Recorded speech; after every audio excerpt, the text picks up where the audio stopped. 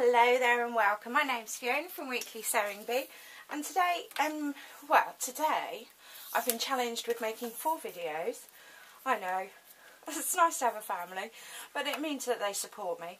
And yeah, we're going to be doing quite a lot of wadding, so yes.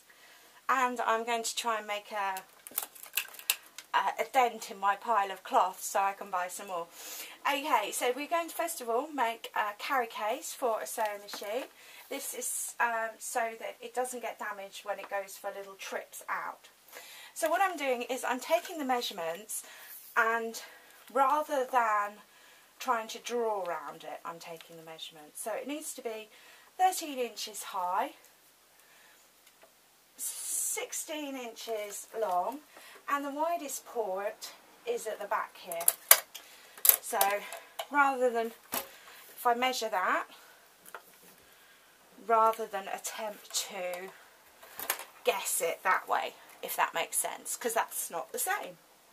So I've got my measurements, and I'm going to get my cloth all sorted, so I'll be back in a moment. So welcome back. I've got all my bits sorted. I've got my 3 layers here, so I've got the right side to right side and then the wadding, and I'm literally just going to sew round all 4 of these corners, and then I am going to, with very sharp scissors, just cut these right up to the stitch line. So sharpest scissors possible, you know, a little nail pet. Yeah, sorry, it's the fluff. I'm terrible, aren't I? They show me fluff and I start choking. Lovely. So, I know it's a good idea to keep the wadding in one piece until you sew it. And this literally is the hardest part of the make. So,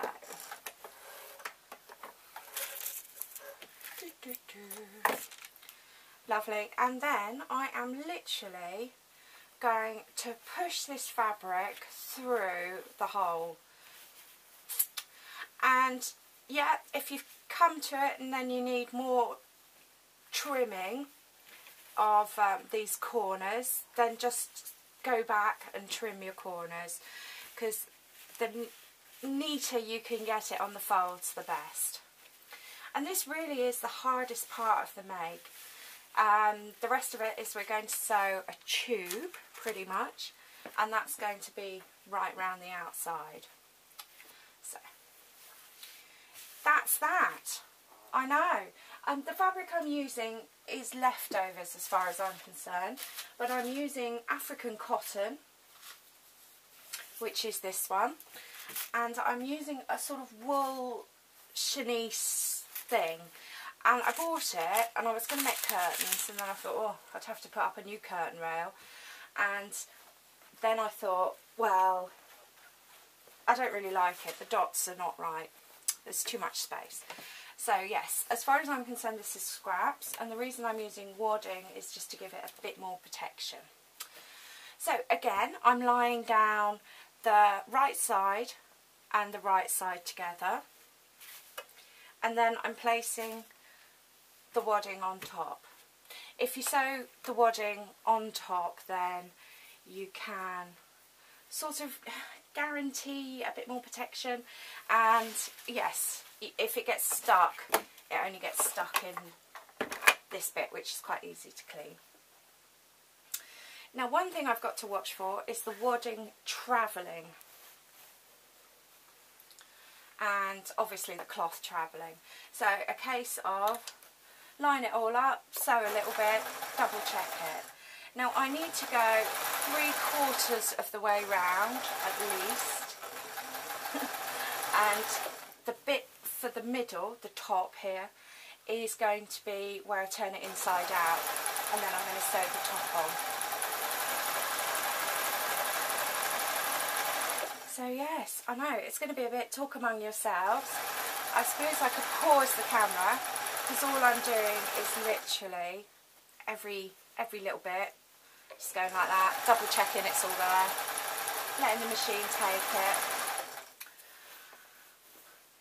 I'm using quite a plasticky wadding, a hollow fibre wadding, it's quite thin actually. I only used 2 ounce. I'm not doing anything complicated enough to warrant using a walking foot. But we will in weeks to come. I like the idea of you can do this on a straight running machine.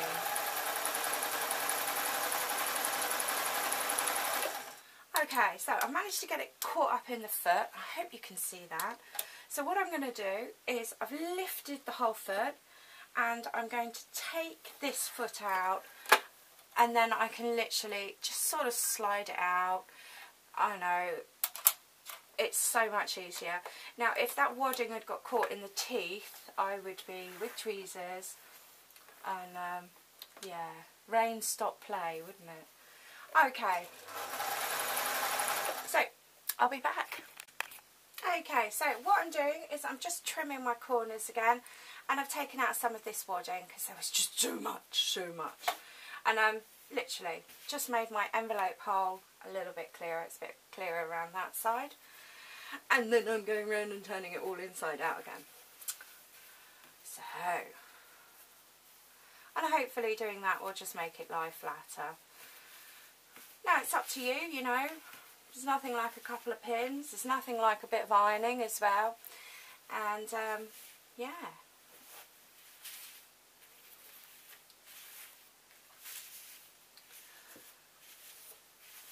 There we are. Now one thing you've got to do is concentrate on getting these sides together. What I mean by that is it's very easy to get the colour the wrong way around. So here I am with my 3/4 sewn wadding and cloth, and what I'm doing is literally turning this inside out.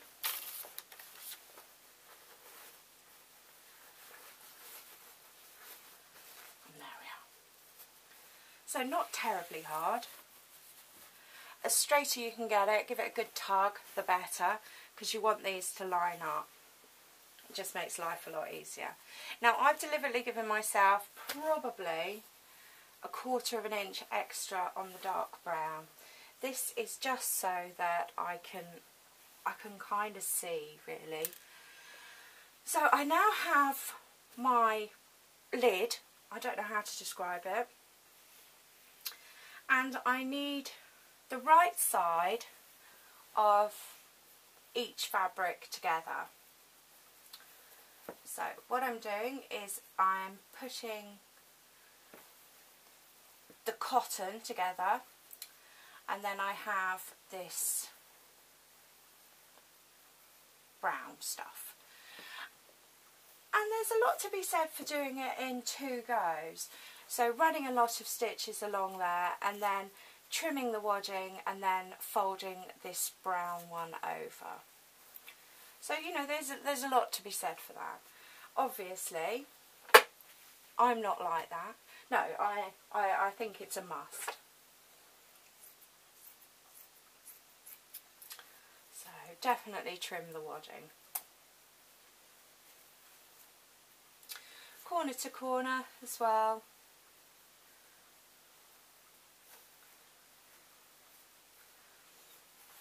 Now I'm doing this as a reversible one as well. Yeah, so probably made it more complicated than I needed to, but I'm going to go with it anyway. So there we are. Now I'm starting with the long side. Maybe I should have started with the short side just so I can show you the corners. And now I've got it under my foot, I can literally use my foot as a third hand, and then I am going to just ease that over and fold it as I go. So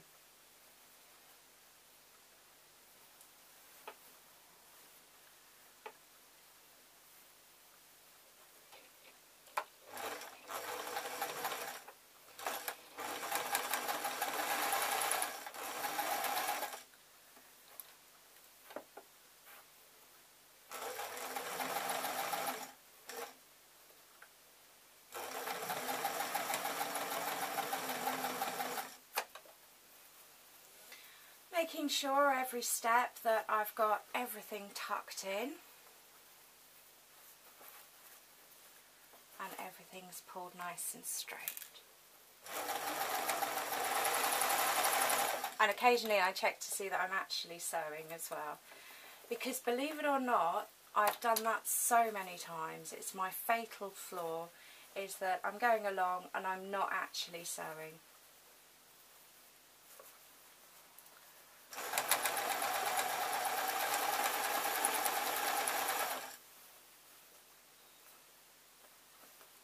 So yeah, if you want to just stop and pull everything around and maybe trim your wadding so that you've got not too much on the folds, that's fine.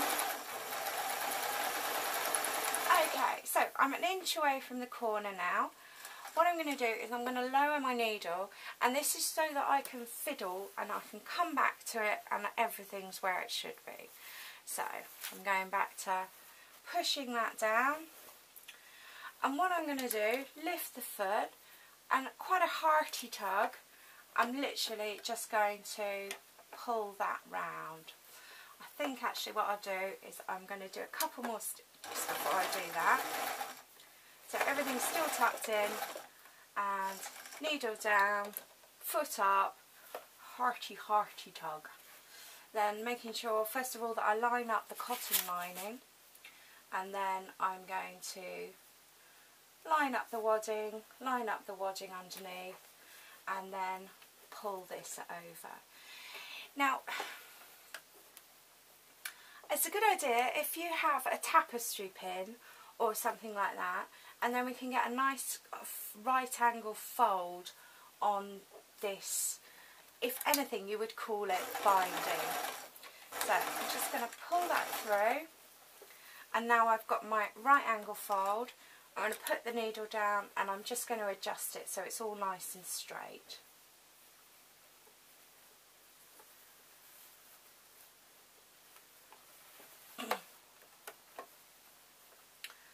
And all the time trying not to breathe in too much of the actual wadding.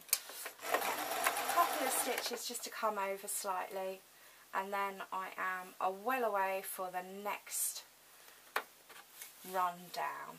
So yes, you can see why I like this fabric, can't you? It's kind of like really soft hessian, but I know I won't be the first person to got some fabric home and then gone, man, I don't like it.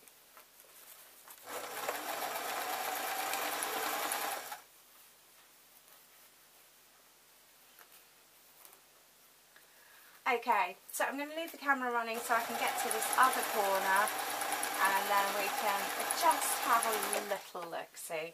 So the needle's down, foot's going up, fabric's coming round,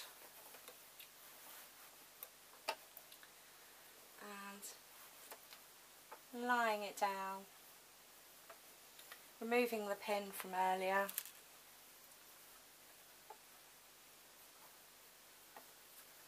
Making sure nothing's pulled or anything.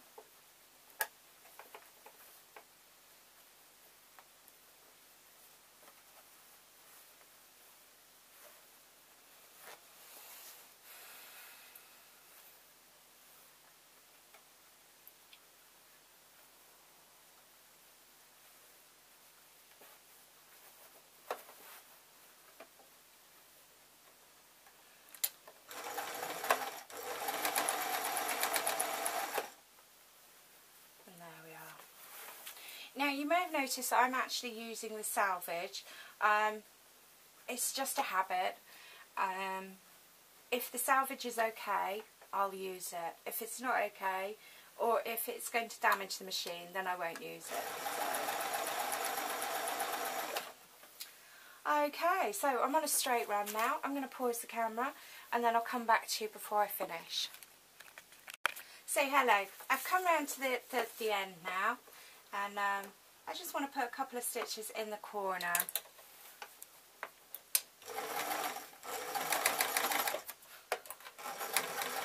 Now I do have the feeling that I've made this unnecessarily complicated, and and not really possible to anyone else to follow.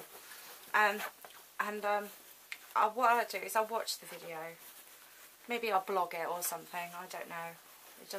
If it doesn't make any sense to anyone, it doesn't. And I can put it down to experience. Okay, so I suppose the question is in the pudding, really. Does it fit?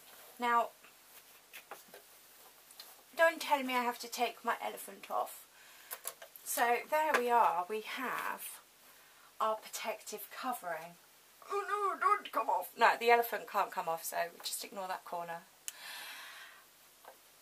Now we could have sewn this in. So we've got the back here, and this one's not sewn up. Now what I was thinking was leaving it open so that I can keep the plug there. Now once when I moved house, I managed to move probably 2 sewing machines, and I never found the plug again. So I don't know if I should leave a little hole there. That was always my intention. And then just to do a couple of stitches so that it holds its shape as a protective thing, but I've got a little hole here just to re-plug my...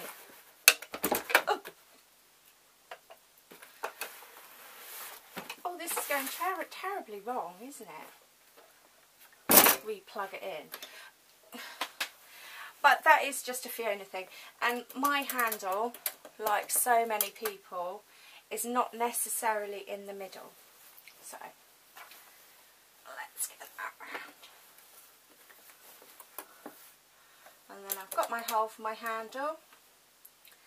And what I can do so that I can see that I have it is I can leave the plug in there. Okay, well, thank you ever so much for watching. Hopefully it all makes sense. Fingers crossed, eh? If not, I will run through and do another one. I have another sewing machine, you see. So. Alright, thank you ever so much for watching. Please like, share and subscribe.